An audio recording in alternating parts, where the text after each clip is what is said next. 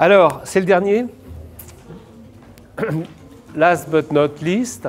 C'est le dernier cours aujourd'hui. J'espère qu'on va tenir dans les temps parce que je me suis aperçu qu'il restait bien évidemment plein de choses à dire, que nous n'aurons pas le temps de dire, d'évoquer, de ça. Et puis donc quelques-unes aujourd'hui que je voudrais mettre en perspective, c'est-à-dire regarder un peu l'intérêt d'un cours, c'est de regarder l'histoire bien sûr, mais enfin d'essayer de voir qu'est-ce que ça peut avoir comme effet demain, qu'est-ce que l'analyse que l'on a à faire des situations et des pratiques d'aujourd'hui va avoir comme impact, et surtout quelles sont les capacités d'action des gens aujourd'hui.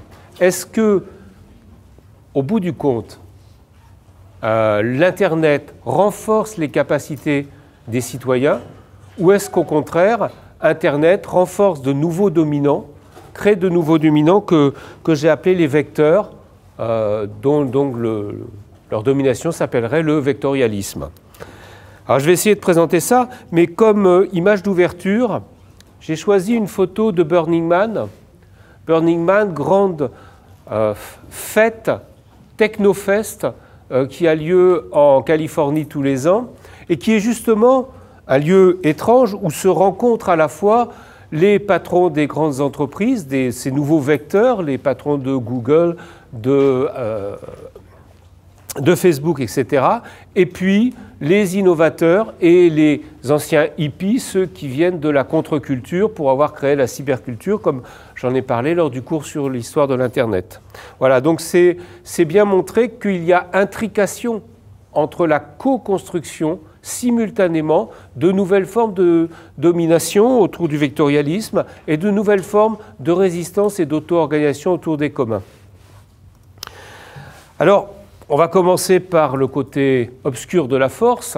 On va regarder du côté de la surveillance. Bon, on a une situation très particulière avec l'Internet, mais plus globalement d'ailleurs avec tout le numérique. C'est ce que j'appelle l'invisibilité de la fabrique des connaissances. Les autres systèmes industriels, les industries de fabrication, avaient des murs, des entrées, des sorties, des points de passage, des lieux de manifestation, des blocages de chaînes. Elles avaient aussi des fluides qui passaient dans des tuyaux. Ces tuyaux étaient repérés par la couleur. Enfin, on avait là tout un processus qui était de l'ordre du visible. Or, ce qui est important, peut-être très intéressant et significatif, c'est qu'aujourd'hui, l'ensemble des choses qui posent problème à la société sont en train de passer dans l'ordre de l'invisible. Alors nous en parlons là pour la connaissance, mais nous pouvons le dire aussi du problème du changement climatique global, qui ne se voit pas, du problème de la pollution radioactive, qui ne se voit pas, du problème des microparticules, diesel et puis autres que nous inhalons, qui créent des problèmes de santé publique, mais qui ne se voient pas, ou peu, à part quand on a le smog sur les villes. Donc on est en train de passer dans l'invisibilité, et comme j'ai essayé de vous le montrer dans le cours sur la démocratie technique, qui dit invisibilité dit rôle accru des experts, de ceux qui peuvent travailler le sujet, qui peuvent essayer de comprendre ce qui se passe dans l'invisible. Avant, nous n'avions que les chercheurs, les scientifiques, dont le métier était d'essayer de décrypter l'univers et donc de passer du côté de l'invisible, de ce qui n'était pas naturel, qu'on regardait sous ses yeux. Et puis à côté, nous avions les citoyens qui, eux, se révoltaient avant tout sur ce qu'ils avaient sous leurs propres yeux, c'est-à-dire les formes de l'injustice, ou les formes de l'exploitation, ou les dangers qui sont portés sur les individus quand ils travaillent. Donc on a là quelque chose de très important, c'est qu'aujourd'hui, l'immense majorité des problèmes est dans cet ordre de l'invisible. Alors cet ordre de l'invisible, il a deux conséquences. Je viens d'en parler d'une, c'était la nécessité d'expertise en fait de ceux qui vont s'opposer. Mais il y en a une autre, c'est le fantasme. C'est le fantasme. À partir du moment où c'est invisible, on peut développer et mettre en œuvre toutes les théories du complot possibles et imaginables. Et vous savez qu'elles fleurissent, que toute cette théorie du complot fleurit très largement sur Internet. Parmi cette théorie du complot, il y en a une qui dirait que nous, individus, il y a sans arrêt quelqu'un qui regarde ce que nous faisons sur Internet, alors que franchement, nous ne sommes pas dangereux ni importants à ce point pour qu'on regarde tout ce que nous pouvons faire. Or, il y a maintenant les moyens techniques de regarder ce que des individus anodins, sans danger, sans rien de spécial, le kidam moyen, pour être traité, c'est-à-dire on a les moyens de capter tout ce qu'il fait, notamment au travers de l'ensemble des appareils qu'il utilise. On a les moyens de stocker toutes ces activités sur Internet, hein, donc avec les immenses data centers du cloud. On a les moyens d'interpréter. Alors ça, c'est quand même quelque chose de radicalement nouveau. On voit se développer l'intelligence artificielle, hein, donc c'est-à-dire non pas les capacités d'intelligence, allons pas là. L'intelligence est très liée à l'émotion, mais disons des formes de compréhension ou d'interprétation des manifestations qui s'exercent dans la vie des individus. On voit se développer des choses comme la lovotique, c'est-à-dire la capacité des robots, des machines, à interpréter des choses comme les gestes du visage, les émotions telles qu'elles s'écrivent ou qu'elles se parlent, enfin, toute une série de systèmes comme ça, d'interprétation. La reconnaissance des visages, par exemple, telle qu'elle est associée à la vidéosurveillance, est un élément très nouveau, majeur de la surveillance de tous ces gens qui font simplement de marcher dans la rue. Enfin, on a l'existence de notre réseau social, les gens avec qui nous parlons, quand parlons-nous avec eux, de quoi parlons-nous, tout cela est enregistré dans un graphe social. Donc on a effectivement le moyen de comprendre les activités de tout kidam qui pourrait aller se balader sur les trottoirs de l'Internet. Est-ce que c'est fait pour autant? On pourrait penser que c'est un mythe, que c'est un fantasme. Alors on se demanderait pourquoi est-ce qu'ils nous surveilleraient? Quelle serait la raison qu'auraient des gens à organiser cette surveillance? Bon, la première raison qui vient à l'idée, c'est la censure. On veut bloquer ce que disent les gens. Mais ça, c'est assez vrai pour les opposants, pas pour le kidam moyen. Hein, c'est vrai pour les opposants. Alors, c'est la grande muraille électronique de Chine, hein, c'est-à-dire la capacité d'avoir des milliers de personnes qui filtrent en permanence ce qui se dit sur les blogs et les réseaux sociaux chinois. C'est aussi une censure par ce qu'on appelle la Deep Packet Inspection, c'est-à-dire le fait d'aller regarder à l'intérieur des paquets qui sont transmis, comme si le facteur ouvrait les lettres et regardait leur contenu avant de continuer à l'envoyer.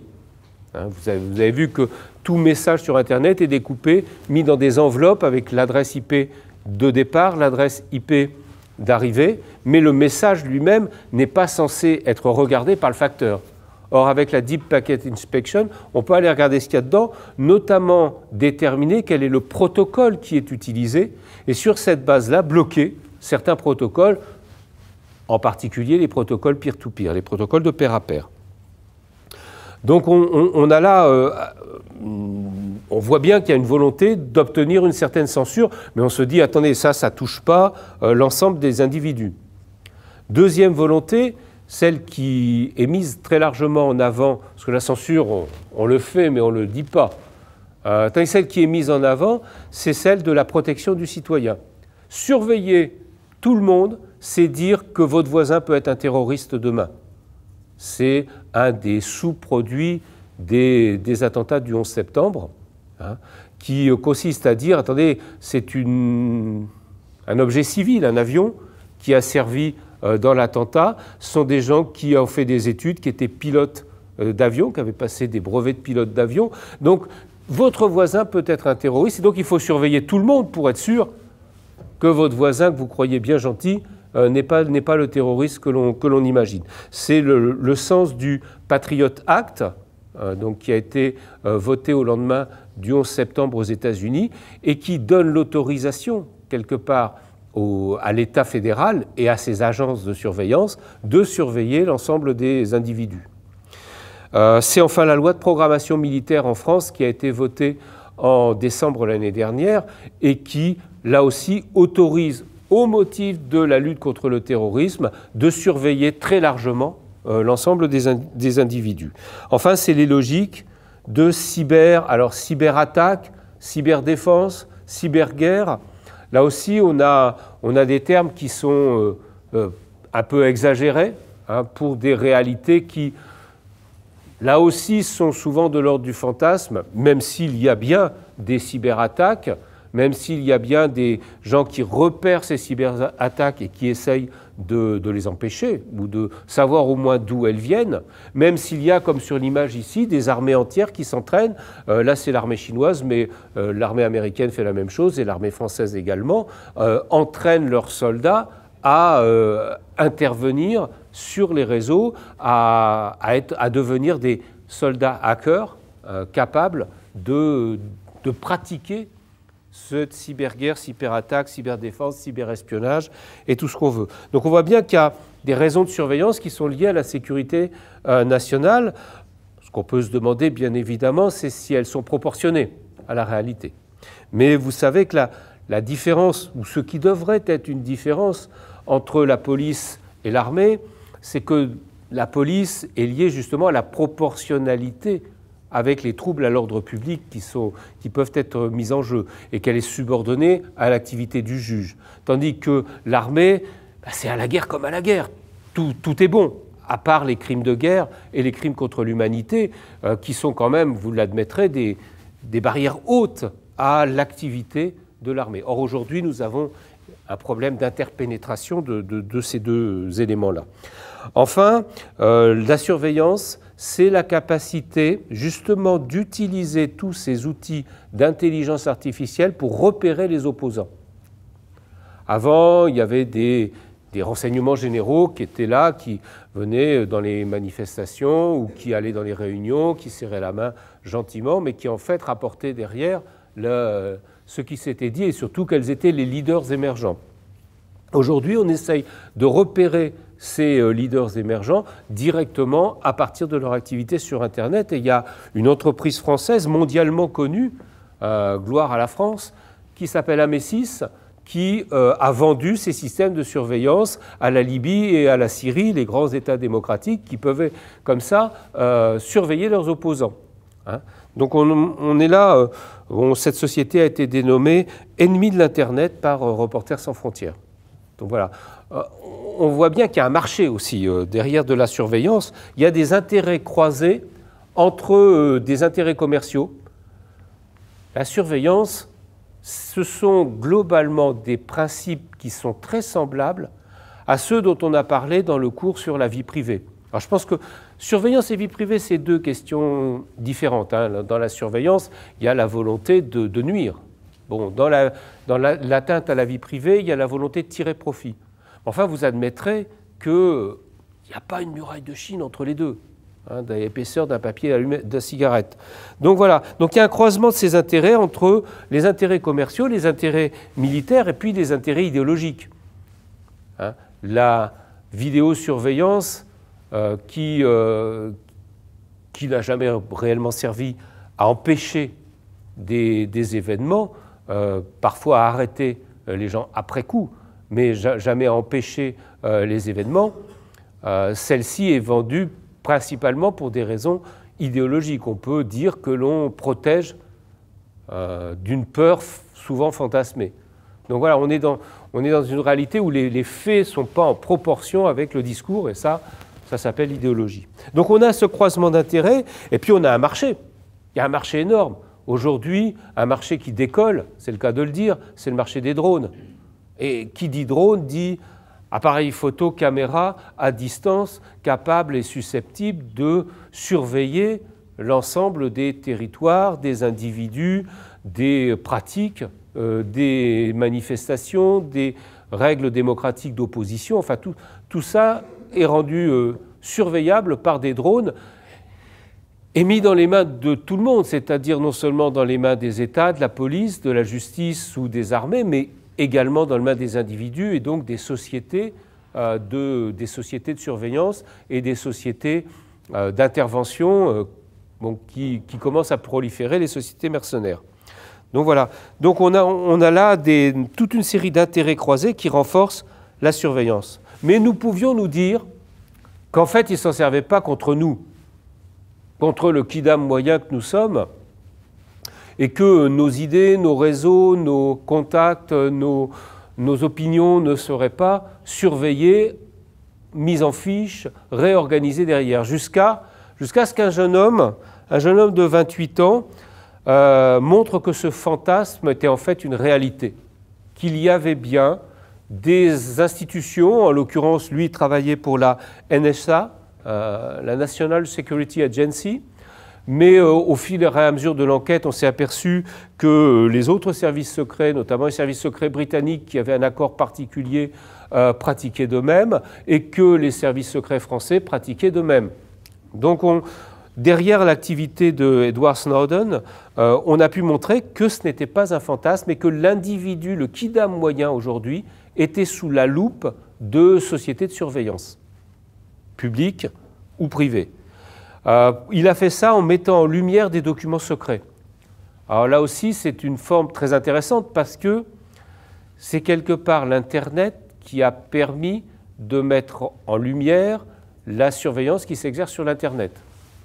Vous voyez cette espèce de mélange, d'hybridation dont nous allons parler en fait tout au long de ce cours.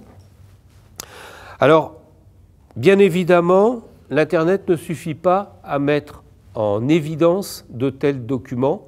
Et là aussi, c'est un autre élément intéressant, c'est que la validation des documents présentés par Edward Snowden s'est faite par l'intermédiaire de journalistes, en l'occurrence de Glenn Greenwald, du journal The Guardian, avec toute cette attitude ensuite des forces qui avaient été prises la main dans le pot de confiture, qui consistait à menacer le Guardian, en plus de Edward Snowden. Mais à menacer le Guardian, notamment en exigeant, il y a eu une loi qui a exigé que dans l'ordinateur stocké à l'intérieur des locaux londoniens du Guardian, on effaça toutes les données transmises par Edward Snowden. Là aussi, pour des gens qui vivent le monde de l'Internet par la surveillance interne, c'est une incompréhension de la réalité de ce qu'est l'Internet. On peut les effacer ici, les documents sont ailleurs, ils sont partout ailleurs aujourd'hui. Ils sont un nombre de points qui fait qu'ils ne pourront plus jamais être effacés. Autre élément de cette démonstration du fait de montrer que ce qui était de l'ordre du fantasme ou qui pourrait être interprété de l'ordre du fantasme était en fait des réalités, c'est la naissance de Wikileaks. Avec là, alors donc Wikileaks différent, Julian Assange, qui en est le personnage représentatif, a une autre idée de ce que doit être la démocratie. La démocratie, c'est tout doit être public. Tout ce qui est public, c'est-à-dire qui dépend des États, bien évidemment, doit être rendu public. Bon, c'est une approche qui a de l'intérêt parce qu'on pense que les États nous cachent quelque chose, qui a des dangers aussi. Comprenez bien que la diplomatie, à un moment donné, a besoin d'un peu de secret pour pouvoir arriver à construire la paix, qui est l'objectif central de la diplomatie. Sauf que quand Wikileaks, lors du Cablegate, met sur Internet 250 000 télégrammes des ambassades américaines, télégrammes, donc c'est les textes rédigés par les représentants des États-Unis dans tous les pays, par leurs ambassades, et qui sont renvoyés au centre, aux États-Unis. Et là, on s'aperçoit, et à nouveau, on le fait avec l'aide de 5 grands journaux, le New York Times, Le Monde, El País, Der Spiegel et le Guardian encore.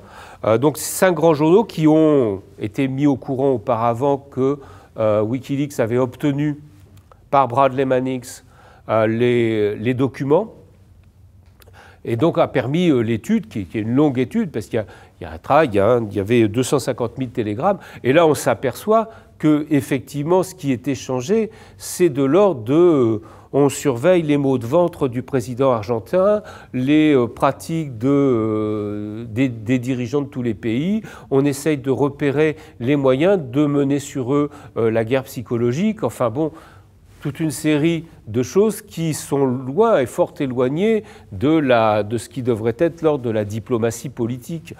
Donc voilà, mais qui sont bien une surveillance pour trouver des failles d'influence de manière à imposer quelque chose à ces autres États.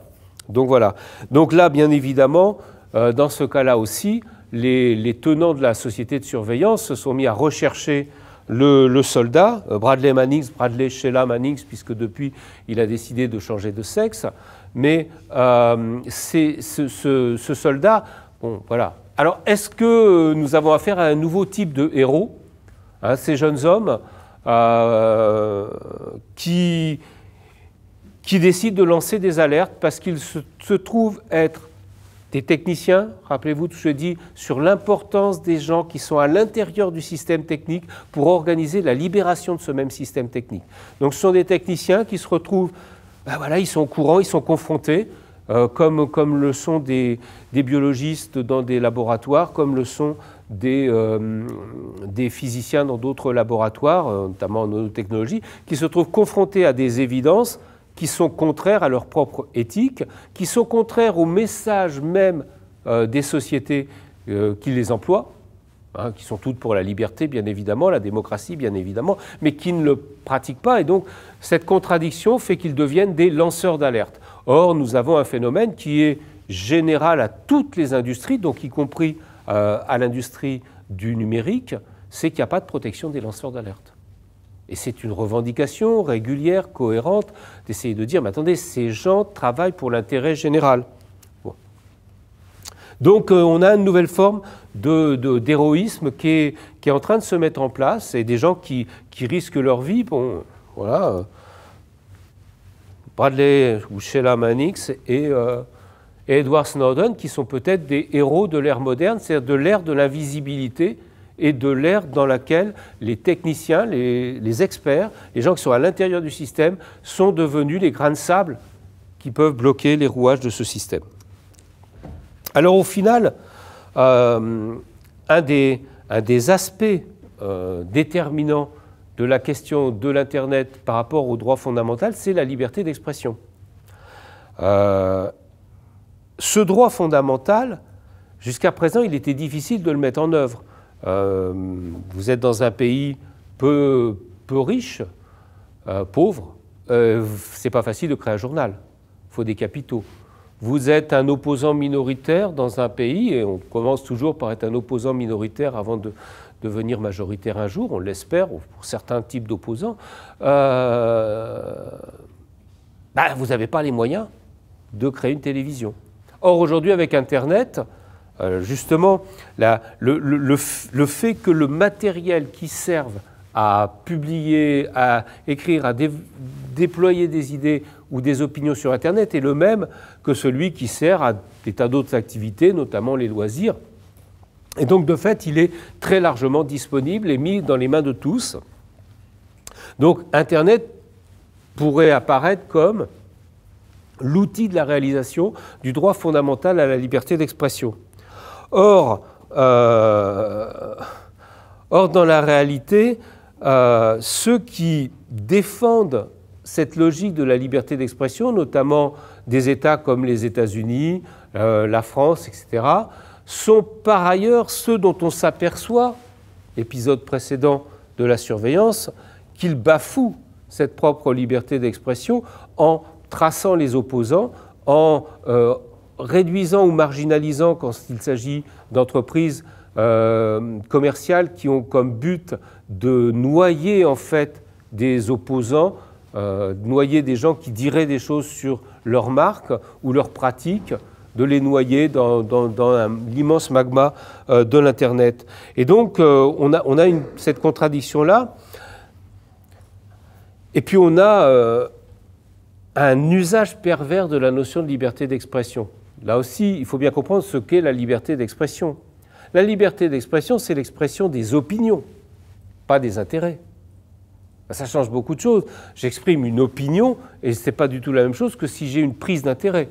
Dans tous les sens, ça doit rester quelque chose de radicalement différent. Ensuite, la liberté d'expression porte sur des individus qui s'expriment, pas sur des entreprises, des secteurs industriels ou des choses comme ça. Là, on n'est plus dans l'ordre de la liberté d'expression. Aujourd'hui, les fabricants de tabac Vous savez, ceux qui ont mis des sous de table tels qu'il y a 60 députés qui ont déposé le même amendement pour favoriser les marchands de tabac en France cette semaine. Ceux-là ont décidé d'expliquer que la lutte pour la santé publique menée par un certain nombre d'États, en particulier l'Australie, l'année prochaine en principe la France, serait incompatible avec leur liberté d'expression de mettre ce qu'ils veulent sur leur paquet de tabac. Vous voyez, la liberté d'expression est souvent brandie et utilisée quand il n'est pas du tout question d'opinion. D'accord ? Donc voilà. Ensuite, la liberté d'expression s'arrête avec des règles sociales. En France, la liberté de la presse s'arrête quand on dépose des textes racistes ou incitant à la haine raciale, quand on pratique le négationnisme, c'est-à-dire qu'on renvoie l'histoire à l'idée de quelque chose qui n'a pas existé, ou quand on fait de la diffamation. Et ça, on sent bien que c'est logique. Diffamer quelqu'un, ça n'est pas de la liberté d'expression, c'est une attaque sur un individu. Voilà. Après, il y a des choses limites qui est la notion de trouble à l'ordre public, puisque c'est les tenants de l'ordre qui décident ce qu'est l'ordre public. Donc effectivement, là c'est quelque chose qui mérite d'ailleurs un vrai débat démocratique, tout ça. Mais donc, l'idée, c'est bien comprendre que la liberté d'expression, il s'agit de l'expression des opinions. Alors, elle est en contradiction, c'est-à-dire que quand on défend la liberté d'expression, souvent on défend certains secteurs contre d'autres. Donc, notamment, c'est une arme, enfin c'est un argument plutôt, pas une arme, un argument qu'utilisent bien évidemment les sociétés de l'Internet. Deuxième contradiction, c'est la loi sur la liberté de la presse, donc c'est la loi, en France, la loi du 29 juillet 1881, porte-t-elle sur la même chose que la liberté d'expression des individus? Et vous voyez, on retrouve une question centrale, c'est que nous avons des milliards, bientôt 3 milliards en principe en décembre 2014 d'internautes. Donc les questions de déontologie, c'est-à-dire ce qui serait l'appartenance à une profession qui se doit d'avoir certaines formes d'expression, comme les journalistes, n'est pas tout à fait la même chose que l'expression de milliards de personnes, même s'il doit y avoir chez ces milliards de personnes un point de vue éthique. Mais ce n'est pas pareil qu'une déontologie, c'est-à-dire qu'un système plus ou moins avec une charte et un moyen de contrôle de l'activité de ces gens. Enfin, est-il raisonnable d'accorder aux entreprises de l'Internet le droit de dire « je n'ai rien vu et je vous laisse faire tout ce que vous voulez sur ma plateforme, sur mon support d'expression, quitte à se réveiller après s'il y a une mention en disant, on appelle ça signaler, s'il y a un signalement qui dit que tel texte n'est pas admissible ou surtout, parce que l'immense majorité des signalements, c'est des, entre guillemets, atteintes au copyright. Voilà. Donc là, on a un vrai problème, alors que dans la réalité, en plus, ce que je vous avais expliqué sur le cours sur les médias sociaux, et chaque média social ne laisse pas les gens s'exprimer comme ça. Je veux dire, n'importe qui, quand il a bu un peu plus de pastis que nécessaire, ce qu'il raconte devient un sacré pastis. Hein. Voilà. Donc il y a des modérateurs. Alors donc, l'autre aspect, c'est que l'expression, donc cette liberté d'expression qu'Internet permet, le premier Internet la permettait, il fallait créer ses pages personnelles. Mais aujourd'hui, très clairement, la liberté d'expression dépend des plateformes sur lesquelles on s'exprime, notamment des médias sociaux, qui sont le principal lieu dans lequel s'exerce la liberté d'expression. Or, et c'est là une autre contradiction, il y a concentration de ces plateformes. Il y a très peu d'acteurs, en fait, sur cette scène de la liberté d'expression. Donc, l'idée que, aussi, ces plateformes utilisent le graphe social pour faire remonter les informations qu'un lecteur va voir. Alors ça a un effet très important. On en a une différence entre le traitement des événements de Ferguson, pas ceux de maintenant, on parlera tout à l'heure. au moment de l'assassinat de Mike Brown, à ce moment-là, il y a eu une différence entre ce qui se passait sur Twitter et ce qui se passait sur Facebook. Pourquoi ? Parce que sur Twitter, on est dans l'ordre chronologique, c'est-à-dire on voit le fil chronologique de tout ce que les gens qu'on accepte de suivre, qu'on décide de suivre, vont avoir à dire. Donc, il n'y a pas d'interprétation préalable, c'est un fil chronologique. Sur Facebook, ce qui apparaît sur votre page d'accueil Facebook a été décidé par un algorithme. Il vous faut cliquer si vous voulez avoir les nouvelles dans l'ordre qu'elles arrivent, dans l'ordre dans lequel vos amis, c'est-à-dire les gens que vous pouvez voir sur votre mur, ont écrit.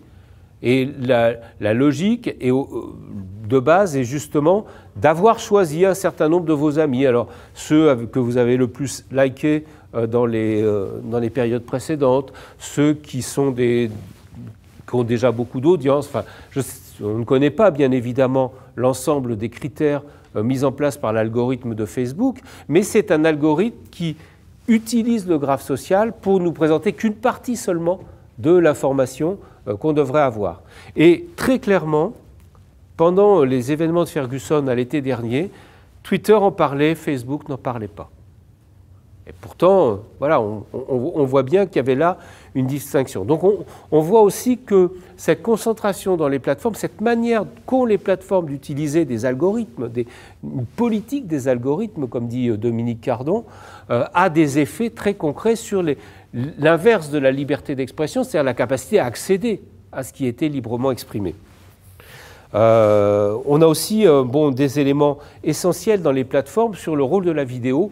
Je vais y revenir tout à l'heure, mais ça a été notamment le rôle de Facebook dans les printemps arabes. Printemps arabe, parlons-en un peu. Autour de cette question, peut-on bloquer l'Internet ? Alors Moubarak y a cru. Moubarak, confronté à une révolte populaire, là vous avez la place Tahrir, lancé par un événement, donc un appel sur Facebook de manifester pour les libertés place Tahrir, le 25 janvier, Moubarak décide, au plus fort du mouvement, au plus fort, à une partie où ça devenait très fort, de bloquer l'Internet. Et donc pendant 2 jours, il n'y aura plus d'Internet en Égypte. Et la contradiction. Moubarak, faisant ça, pense qu'on gère l'Internet de la même manière qu'on gère un espace géographique. Si je bloque une route, on ne passe pas. Oui, sauf que sur l'Internet, si vous bloquez une route, on passera par une autre.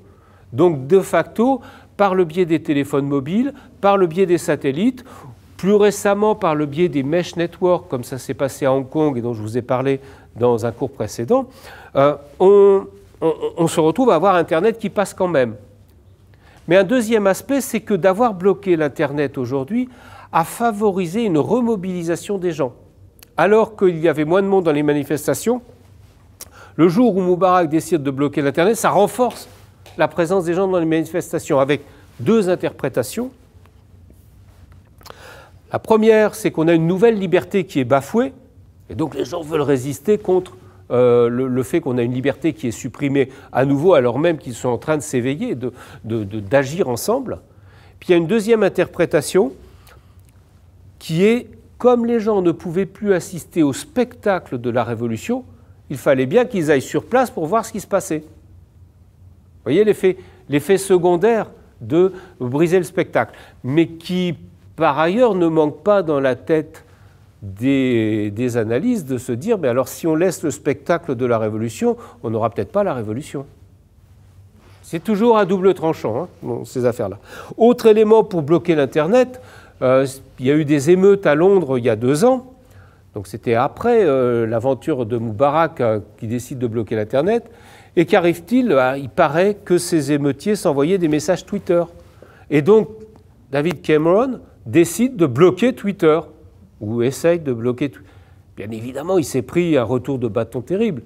Mais on voit bien que ce ne sont pas uniquement pour bloquer l'Internet les dictateurs non démocratiques, mais c'est y compris des dirigeants de nos pays démocratiques qui, le jour où ils sont confrontés à ce réseau multiforme qui s'appelle quelque part l'isomorphe, le représentant, la manière de la réalité dont les les humains sont aussi un réseau multiforme, et bien comment est-ce qu'ils essayent de penser qu'on peut le bloquer? Alors, autre élément intéressant, je reviens sur les événements qui se sont passés, qui se passent aujourd'hui aux États-Unis, qui est comment, en fait, bon, vous savez que les Noirs font à peu près 10% de la population des États-Unis, mais la moitié de la population en prison, qu'ils sont bien plus souvent contrôlés de manière très violente, parfois meurtrière, comme on est en train de s'en apercevoir par la police, etc.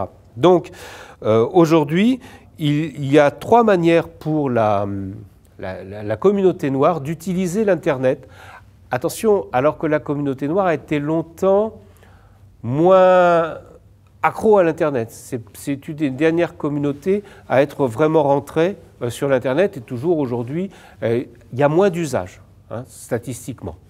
Là, pour autant, ça a été, d'une part, utiliser ça pour apporter des preuves. Donc, on met des preuves de ce qui est vu, et notamment la capacité à filmer tout et partout dans les rues, qui est reproduit sur YouTube.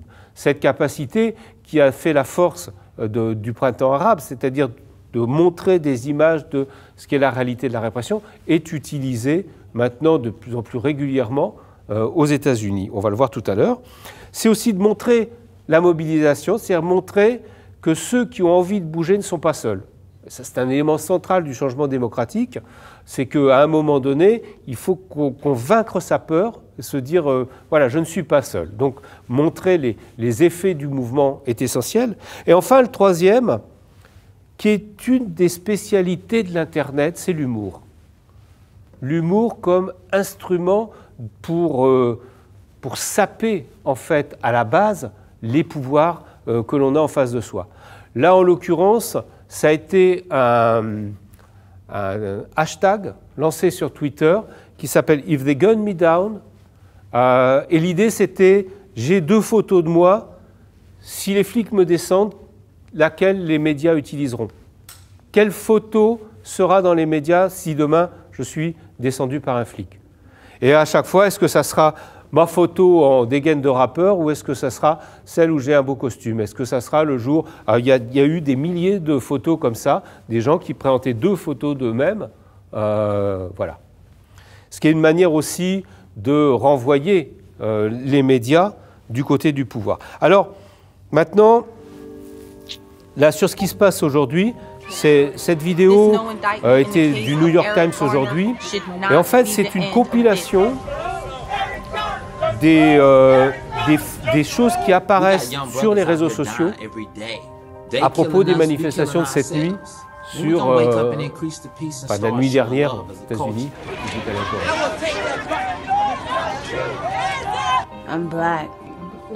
Donc ce sont des gens qui parlent, qui s'expriment par eux-mêmes.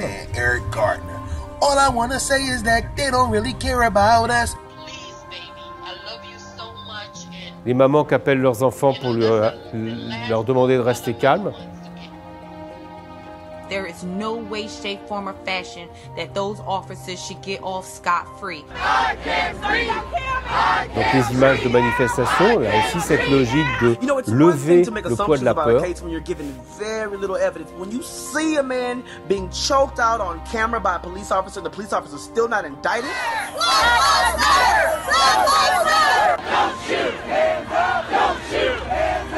Alors cette interrogation sur un réseau social qui dit mais on a vu, vous avez vu vous-même cette personne se faire tuer et rien ne bouge.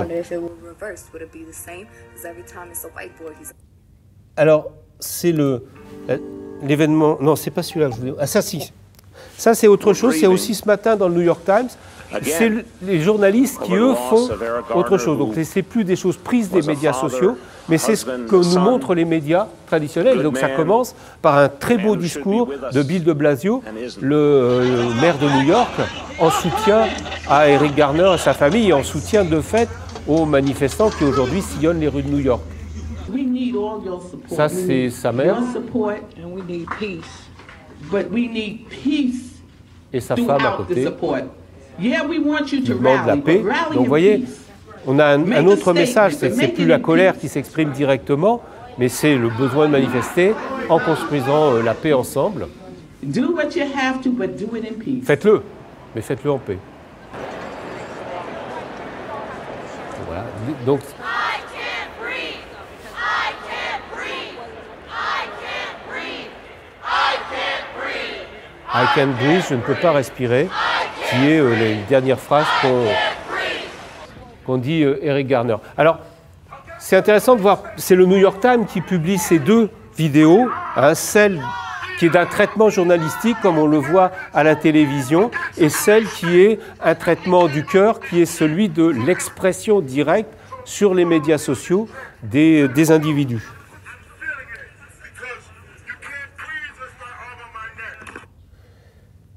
Et après, il y a les faits. Voilà l'événement, la trace de l'événement qui reste et qui restera pour toujours sur Internet. Trying to lock somebody up for breaking up a fight. Everybody standing here, they told me I didn't do nothing. I did not sell nothing. Because every time you see me, you want to harass me, you want to stop me, trying to sell a cigarette. I'm minding my business, officer. I'm minding my business. Please just leave me alone. I told you the last time, please just leave me alone. Je vous l'ai déjà dit, vous m'arrêtez toujours, vous m'embêtez toujours. J'en ai marre. Ne touchez pas.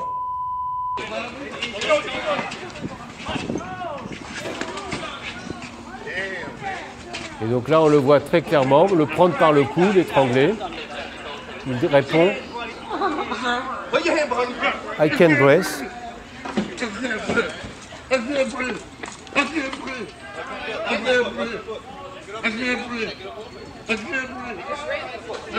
Once again, police beating up on people. La disproportion des forces, le fait que l'acte soit montré et démontré est quelque chose d'absolument terrible et qui est un des outils de l'Internet pour développer la conscience, la liberté d'expression et puis la mémoire de ce qui se passe effectivement. Et on va voir. Bon, là, ils s'aperçoivent qu'ils n'ont rien fait puisque de toute façon, il a été libéré. Enfin, ils croient qu'ils ont fait quelque chose. Donc, ils vont chasser les gens qui sont là, les gens autour, les gens qui sont prêts à témoigner. Alors, il est arrivé parfois maintenant, là, ils ont fait une erreur qui est de ne pas prendre l'appareil de la personne. Alors maintenant, ils ne font plus cette erreur, ils prennent l'appareil, ils font effacer au mieux, sauf qu'avec le cloud, souvent, on retrouve la photo dans le cloud ensuite quand on rentre chez soi. Donc ce qui a aussi d'autres témoignages qui ont pu comme ça être mis en œuvre. Donc voilà, donc on est dans une situation où cette question de la liberté d'expression et la capacité de l'Internet à être l'outil de réalisation de ce droit fondamental est un enjeu énorme. Hein. Donc, on voit se développer des États de surveillance, des États qui pratiquent et qui organisent et qui financent avec des moyens énormes. Vous n'êtes pas sans ignorer que la NSA a un financement qui est tombé dans l'escarcelle de Amazon pour financer de nouveaux supercalculateurs. Ils étudieraient même des calculateurs quantiques pour mieux analyser en permanence les messages qui circulent sur l'Internet. Nous avons d'un autre côté des entreprises oligopolistiques. Alors, oligopole, c'est en fait non pas un monopole quand il n'y a qu'une seule entreprise qui dirige tout un secteur, mais oligopole, c'est quand il y en a 2, 3, 4 qui arrivent comme ça à diriger tout un secteur. Donc aujourd'hui, nous avons une concentration énorme. On va y revenir parce que c'est la suite. Et en face, on a des individus isolés. Ils sont nombreux, mais ils sont isolés. Donc c'est un enjeu absolument essentiel de défendre et peut-être d'inscrire la liberté d'expression plus encore dans la loi, en sens positif. Hein, voilà. Parce que les voies de retour du lecteur sont relativement faibles. C'est le commentaire. Alors, le commentaire, c'est souvent compliqué. Hein. C'est souvent aussi la cour de récréation, quand même, le commentaire à la fin des articles. Hein. On a les gens qui sont ont travaillé, qui ont des choses à dire, et puis les commentaires qui sont à côté de la plaque, qui décrédibilisent tout sans réfléchir, pour un commentaire qui apporte une contradiction, souvent valable, c'est en général plutôt de niveau cours de récré. Mais pour autant, c'est ça aussi l'expression démocratique. Et donc il faut tenir compte du fait que les gens ont cette envie d'expression démocratique. Et puis c'est aussi le moment où il faut de multiples informations. C'est-à-dire, une des forces de ces individus isolés, c'est qu'ils ont plein de points de vue sur un même événement. La première fois qu'on s'en est vraiment rendu compte, c'est lors des manifestations de Gênes en 2002, où il y a eu un jeune homme qui a été tué par la police, par un camion qui reculait, etc. Et immédiatement, la police a dit « mais non, ce n'est pas une bavure, on était en danger à cause de ce jeune homme, etc. » Et immédiatement, sont arrivés sur Internet, et c'est donc là, on est en 2002, ce n'était pas encore très fréquent comme maintenant, il n'y avait pas de réseaux sociaux et pas de médias sociaux, mais on voit arriver, au travers d'un réseau qui s'appelait Indie Media, un média indépendant, des photos. Pas une photo qui peut être truquée, pas deux photos qu'on peut voir truquées, des photos prises de plein de points de vue et qui montrent l'événement tel qu'il s'est réellement découlé. Et donc, en 2 heures après, la version de la police change, et effectivement, il y a eu bavure, effectivement, bon voilà, on bascule, la vérité était apparue par la multiplicité des points de vue. La police italienne s'y est pas trompée, elle est allée dans les locaux d'Indie Media, ils ont tous saboté, cassé les ordinateurs, enfin bon, normal. Hein. Alors, cet enjeu qu'on vient de voir sur des questions donc, de surveillance, de liberté d'expression, elle porte aussi de plus en plus sur les moyens qu'on a de repérer qu'un appareil est isomorphe à un individu. Qu'il y a un lien très fort entre un appareil et un individu. Jusqu'à présent, alors ça c'est une technique qui est surtout développée par les commerciaux. Et là aussi à nouveau, je vois qu'il y a croisement entre les intérêts de la société de surveillance, des systèmes de surveillance, et puis les intérêts commerciaux qui à un moment donné utilisent les mêmes technologies, celles dont je vous ai parlé, dans le cours sur la vie privée et puis sur la publicité. Aujourd'hui, les cookies, c'est trop visible. C'est pas tout à fait pratique. Les cookies aujourd'hui sont en voie de disparition.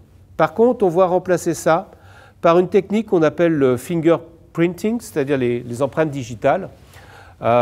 C'est l'idée qu'en fait, votre navigateur, tout navigateur, est en réalité unique.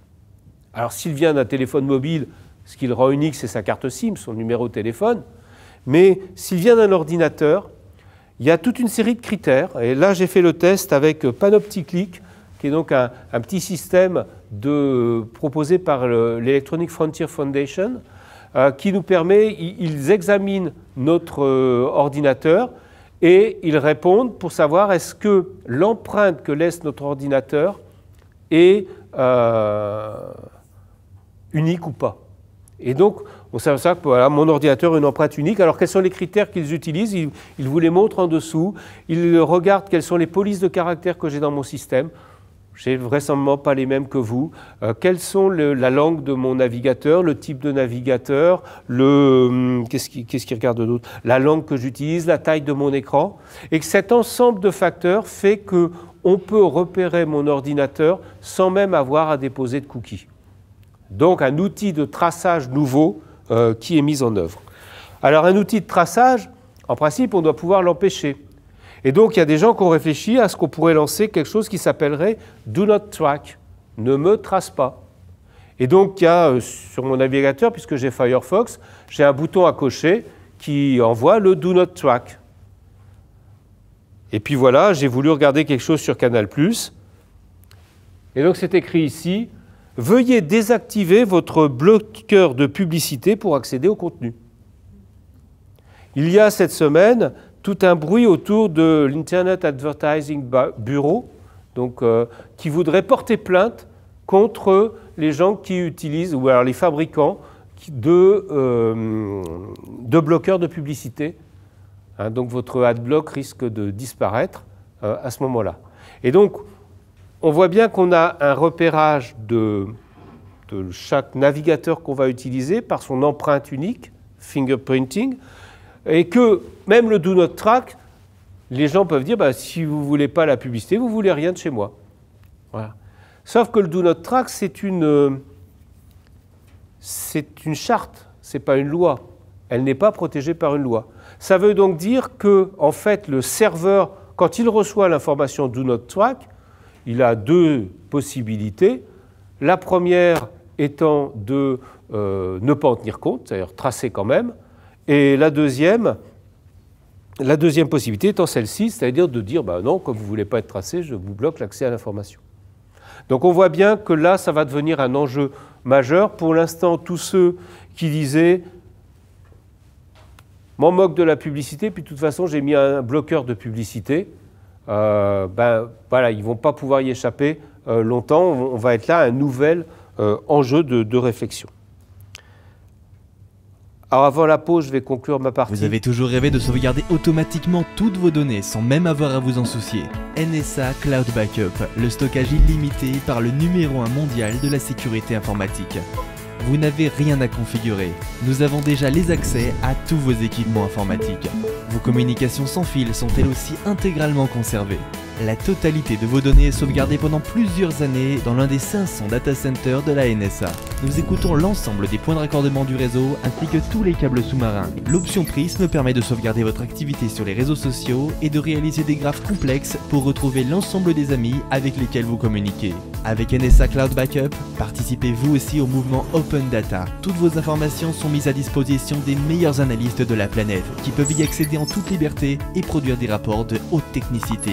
NSA Cloud Backup, souriez, vous êtes déjà abonné.